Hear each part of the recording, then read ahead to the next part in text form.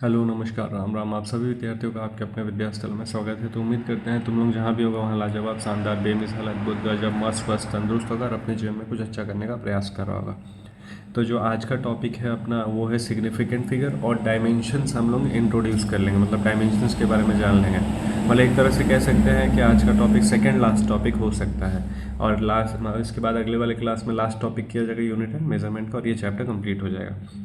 तो सबसे पहला चीज़ है अपने पास सिग्निफिकेंट फिगर। सिग्निफिकेंट फिगर देखो हम पहले से लिख के ले आए, जो नोट्स वाला चीज़ वो पहले से हम लिख के रिटर्न रखते हैं ताकि यहाँ लिख लिख के समय बर्बाद ना हो। लिखा हुआ है ऑलरेडी, समझा देंगे तो कम टाइम में सारा चीज़ कवर हो जाएगा। तो अब देखो सिग्निफिकेंट फिगर है अगला टॉपिक। सिग्निफिकेंट फिगर कहने का मतलब जब कभी भी कोई भी नंबर है तो उसमें जो वैल्यूएबल चीज़ है, मतलब उसमें जो कंसिडर करने वाला चीज़ है उसको हम लोग बोलेंगे सिग्निफिकेंट फिगर। नंबर कई तरीके का हो सकता है, डेसिमल में हो सकता है, विदाउट डेसिमल हो सकता है, लेस देन वन हो सकता है, ग्रेटर देन वन हो सकता है। तो कई तरीके का नंबर हो सकता है और उसमें सिग्निफिकेंट फिगर किसको कहा जाएगा वो जानना है, किसको लिया जाएगा। जैसे कहने का मतलब कई अलग अलग तरीके का नंबर है अपने पास, उसमें किसको कंसिडर किया जाएगा वो बात करना है। तो सबसे पहले अगर सिग्निफिकेंट फिगर का हम लोग डेफिनेशन जान लें तो डेफिनेशन ये है कि जो रिलायबल डिजिट है प्लस फर्स्ट अनसर्टेन डिजिट। अब ये थोड़ा सुनने में अजीब लग रहा होगा कि रिलायबल डिजिट क्या है, फर्स्ट अनसर्टेन डिजिट क्या है, तो उसको सिग्निफिकेंट फिगर बोलते हैं। तो फिलहाल डेफिनेशन को साइड करते हैं, आते हैं एग्जाम्पल पे। जैसे ये नंबर है अपने पास, क्या है 287.5।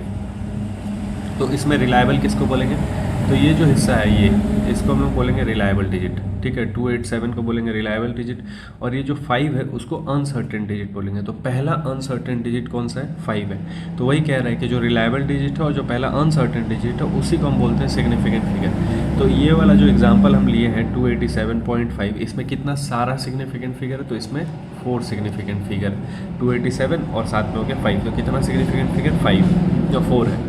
ऐसे एग्जाम्पल से हम लोग समझेंगे कि किसी नंबर में कितना सिग्निफिकेंट फिगर होगा, किसको कंसिडर करना है, किसको नहीं करना है। तो देखो अब इसमें सबसे पहला चीज़ क्या, all non zero digit are significant figure. तो कोई भी ऐसा नंबर दे रखा है जिसमें नॉन जीरो है, कहने का मतलब अगर हम बोलते हैं 1 2 3 4 ऐसा कोई नंबर दे रखा है, ठीक है, थोड़ा मार्केट में है, जैसे हम बोलते 1 2 4 5, ये कोई नंबर है अपने पास, इसमें कितना सारा सिग्निफिकेंट फिगर, तो इसमें 4 सिग्निफिकेंट फिगर है। वही सेम कहानी यहाँ पे है, कह रहा है कि नॉन जीरो डिजिट है, कितना सारा सिग्निफिकेंट फिगर हो जाएगा। तो जितना नॉन जीरो डिजिट होता है सब सिग्निफिकेंट फिगर होता है। जैसे एग्जांपल क्या हो गया, तो एग्जांपल हो गया 6.543, ये एक नंबर है अपने पास। इसमें सिग्निफिकेंट फिगर कितना है, तो 4 सिग्निफिकेंट फिगर है। कौन कौन सा, चारों है। 6.543 क्योंकि नॉन जीरो है, तो नॉन जीरो तो सब हो जाएगा।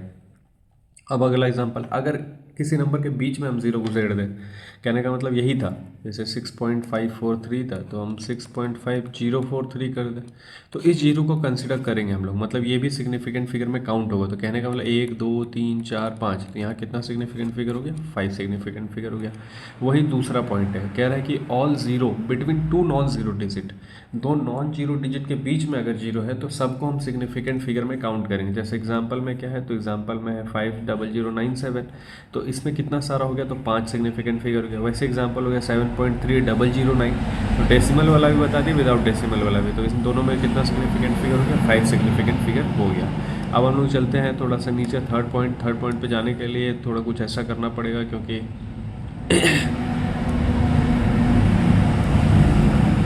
ये वैसे नीचे नहीं जाता ना, इसको फिगर से कुछ जादू करके ही नीचे ले जाना पड़ता है। ठीक है, थर्ड पॉइंट बस रुक गया। हाँ, तो थर्ड पॉइंट क्या है अपने पास वो देख लीजिए। तो थर्ड पॉइंट ये कह रहा है कि for number less than one, कोई अगर नंबर है जिसका वैल्यू क्या लेस देन वन है, मतलब 0 पॉइंट समथिंग से होगा, तो zero on less than one, zero on right of decimal and left of first non zero digit are not significant. तो ये सुनने में हो गया अच्छा। अब एग्जांपल से समझा जाए, जैसे कोई एग्जांपल दे रखा है 0.005704, तो ये नंबर लेस देन वन है, तो लेस देन वन है तो यहाँ तो जीरो ही होना है, और आगे जितना जीरो है उसको भी हम कंसीडर नहीं करेंगे। तो केवल कंसीडर किसको करेंगे, जो नंबर्स दे रखा उसी को कंसीडर करेंगे सिग्निफिकेंट फिगर के तौर पे। तो सिग्निफिकेंट फिगर यहाँ क्या हो जाएगा, 5704, कितना सिग्निफिकेंट फिगर हो गया अपने पास, 4 सिग्निफिकेंट फिगर हो गया। वही वो कह रहा है कि जब कभी भी नंबर लेस देन वन हो जाएगा तो right of decimal left of first non zero जो है सिग्निफिकेंट नहीं होगा। उसका चौथे पॉइंट पे चले हम लोग, नंबर विदाउट डेसिमल पॉइंट, कोई ऐसा नंबर है जो बिना डेसिमल पॉइंट का है और लास्ट में जीरो आ रहा है, लास्ट में अगर जीरो आ रहा है तो उसको हम जीरो को सिग्निफिकेंट फिगर में काउंट नहीं करेंगे, लेकिन अगर बीच में जीरो है तो उसको काउंट करेंगे। ये सब डिफरेंस खुद में सोच के चलो। जैसे कि एग्जांपल हम और देते हैं कि अपने पास कोई नंबर दे दिया 234000। इसमें कितना सिग्निफिकेंट फिगर है, तो इसमें 3 सिग्निफिकेंट फिगर। कैसे, तो ये है केवल, इसको नहीं लेना है, जीरोस को नहीं लेना। वही सेम कहानी यहाँ पे भी कह रहा है कि अगर नंबर है विदाउट डेसिमल पॉइंट और लास्ट में अगर जीरो है, जैसे 3210 ये है अपने पास, और लास्ट में जीरो है, तो उसको हमको काउंट नहीं करना। तो केवल जो नंबर है, होल नंबर है, उसी का हमको काउंट करना है सिग्निफिकेंट फिगर पे। ठीक, फिर चलते हैं अगले पॉइंट पे। अगला पॉइंट क्या कह रहा है, if a number with decimal point trailing zero are significant. कह रहा है कि डेसिमल में दे रखा है, तब अगर लास्ट में जीरो आ रहा है तब उसको काउंट करना है। अब देखो तीनों डिफरेंस हम बता दे रहे हैं, एक साथ यहाँ पे कंपेयर कर लेंगे ना तो समझ आएगा। पेन का कलर चेंज कर लेते, ब्लू कलर ले लेते और इसको थोड़ा सा साफ कर देते हैं यहाँ पे। जैसे देखो सबसे पहला हम ले लेते हैं कोई नंबर हो गया अपने पास 200940, एक नंबर ये हो गया। एक नंबर हो गया अपने पास 29400, एक नंबर हो गया अपने पास 2.9400। ये कुछ नंबर दे रखा। अब इसमें सिग्निफिकेंट फिगर पूछेंगे हम, तो इसमें सिग्निफिकेंट फिगर है अपने पास 1 2 3 4 5, 5 है। इसमें सिग्निफिकेंट फिगर अपने पास 3 है, इसमें सिग्निफिकेंट फिगर 5 है। अब कैसे पता चला, तो देखो सबसे पहला पॉइंट क्या था, पहला नहीं शायद दूसरा पॉइंट था कि अगर नॉन जीरो जो है नॉन जीरो के बीच में तो उसको काउंट करना है, पहला। दूसरा, अगर जीरो लास्ट में आ रहा, डेसिमल नहीं है, कोई नंबर है, अगर जीरो लास्ट में आ रहा है तो उसको हमको काउंट नहीं करना। लेकिन अगर वही चीज़ डेसिमल में आ गया और जीरो लास्ट में आ रहा है तो हमको काउंट करना है। तो 3 पॉइंट तो यहीं कवर हो गया, 5 में से 3 पॉइंट तो हम यहीं बता दिए। ठीक है, तो वही 5वां पॉइंट कह रहा है कि if number with decimal point trailing zero और सिग्निफिकेंट मतलब लास्ट में जीरो है तो उसको क्या काउंट करना, सिग्निफिकेंट के तौर पे काउंट करना है। क्यों लास्ट वाले को, बीच वाले, जैसे देखो इस वाले एग्जांपल को समझो, ये कह रहा है 0.006900, तो हमको ये नहीं लेना है, हमको केवल ये वाला लेना है, ये वाला जो हिस्सा वो लेना है। तो 6900 लेंगे तो कितना सिग्निफिकेंट फिगर हो गया उसके पास, 4 हो गया। उम्मीद करते हैं ये समझ आएगा। अब हम लोग चलते हैं अगले पॉइंट पे। अगला पॉइंट क्या है अपने पास, तो अगला point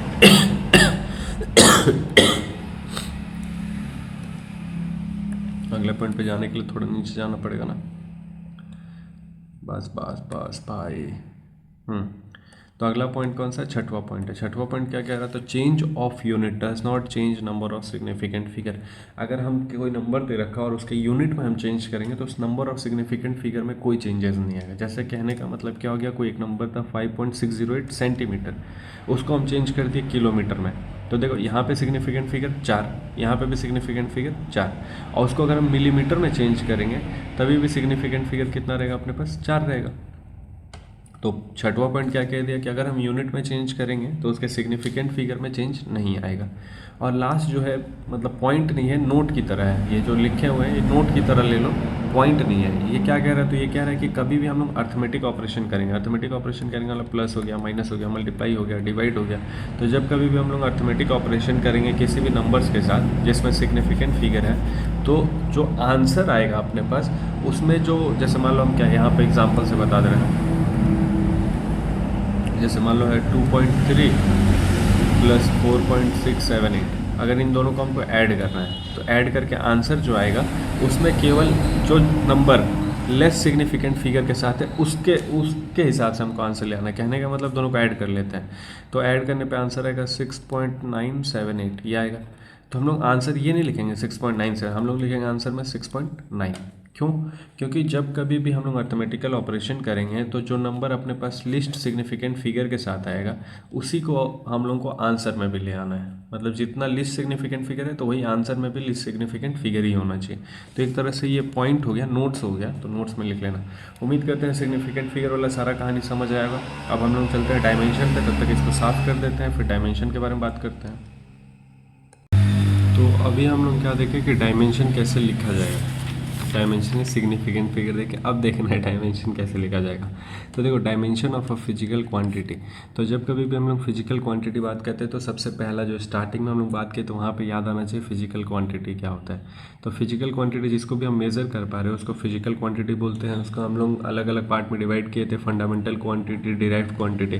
fundamental quantity, base quantity जिसको बोल रहे थे, 7 तरीके का था, 7 फंडामेंटल क्वांटिटी, तो उसी से सारा डिराइव्ड क्वांटिटी आ रहा था। देखो ये सब याद है अगर तो ये बहुत आसान हो जाएगा। इसमें क्या कहना है कि dimension of a physical quantity कहने का मतलब क्या हो गया, it is the power. Definition देखो थोड़ा सा कॉम्प्लिकेट हो जाता है लेकिन उसको समझा जाएगा तो आसान हो जाएगा। कह रहा है it is the power to be the fundamental और base quantity are raise to represent that quantity. कह रहा है कि फंडामेंटल क्वांटिटी और बेस क्वांटिटी को जितने पावर पे हम लिखेंगे उसी पावर को हम लोग कह देंगे डायमेंशन उस क्वांटिटी का। जैसे कोई भी अगर हम लोग बात कर लें, यहाँ पे एग्जांपल के तौर पे हम लोग वॉल्यूम लिए हैं, जैसे हो गया अपने पास वॉल्यूम। वॉल्यूम अगर बात कर लेंगे तो वॉल्यूम का देखो, अगर यूनिट याद है तो भी हम लोग डायमेंशन आसानी से निकाल लेंगे, और यूनिट नहीं याद है, फॉर्मूला याद है तो भी हम लोग डायमेंशन निकाल लेंगे। जैसे फॉर्मूला वॉल्यूम हो गया, वॉल्यूम का फॉर्मूला क्या होता है, तो वॉल्यूम का फॉर्मूला होता है length into breadth into height, या फिर एच का होल क्यूब।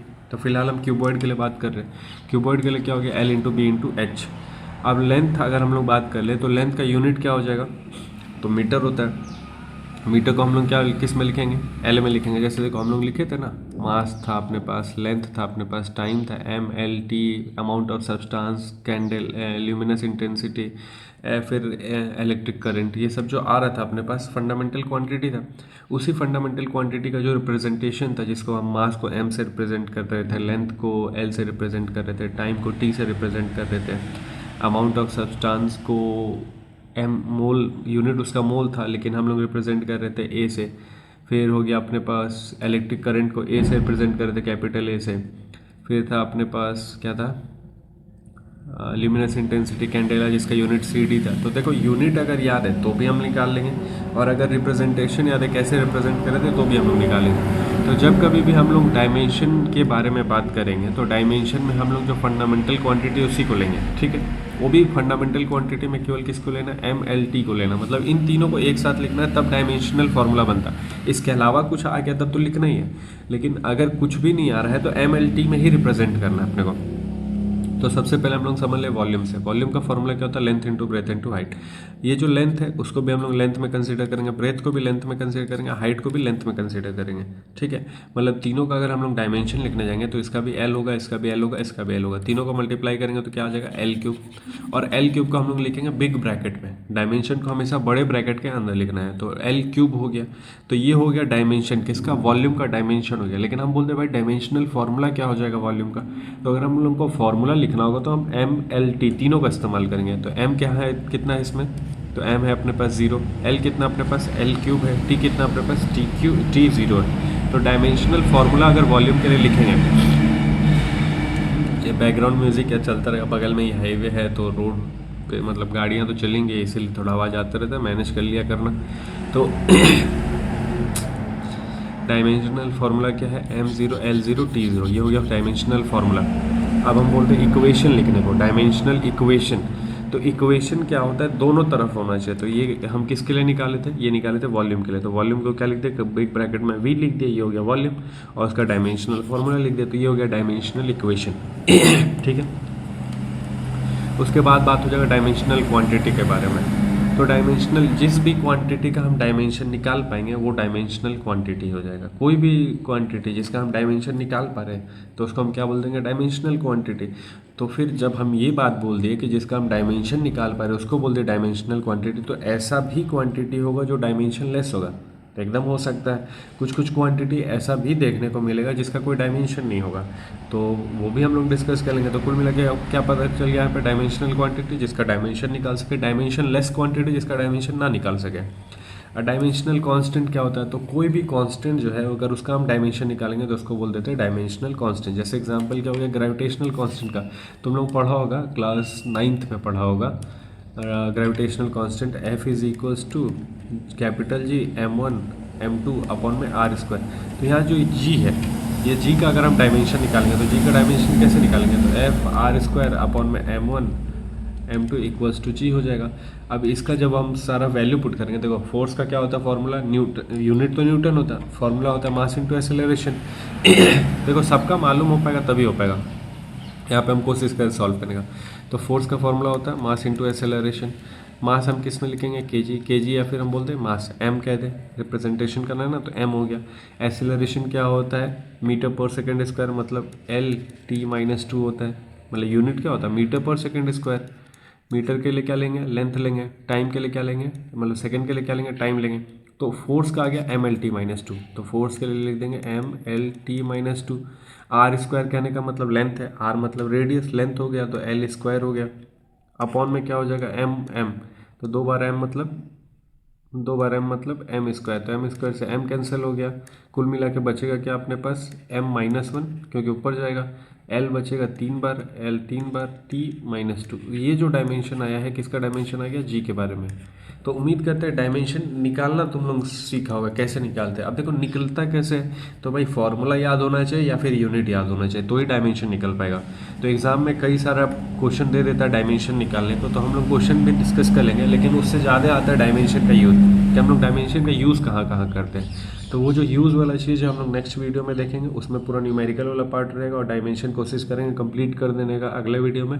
और डायमेंशन जैसे कंप्लीट होगा अपना ये चैप्टर कंप्लीट हो जाएगा, तो नेक्स्ट वीडियो में ये चैप्टर भी कंप्लीट हो जाएगा। बाकी हम लोग फिर मिलते हैं अगले वीडियो में, तब तक पढ़ाई लिखाई अब शुरू कर देना है, क्योंकि 11th में आ गया, हंसी मजाक हो गया, अब पढ़ाई लिखाई शुरू कर दो, क्योंकि जो 11th में पढ़ेगा वो उसका इस्तेमाल 12th में भी है, और आगे कर चल के कोई कॉम्पिटिटिव एग्ज़ाम देगा। जैसे आज तो कल भीड़ तो पूरा नीट और जेई की तरफ ही जा रहा, लेकिन एनडीए वगैरह भी एक ऑप्शन होता है, अगर तुम लोग कॉम्पिटिटिव एग्ज़ाम देगा तो उसमें भी उसका इस्तेमाल होगा। तो उम्मीद करते हैं जो भी है चीज़ें समझ आई होंगी। बाकी हम लोग मिलते हैं नेक्स्ट वीडियो में, तब तक अपना ख्याल रखना है। राम राम।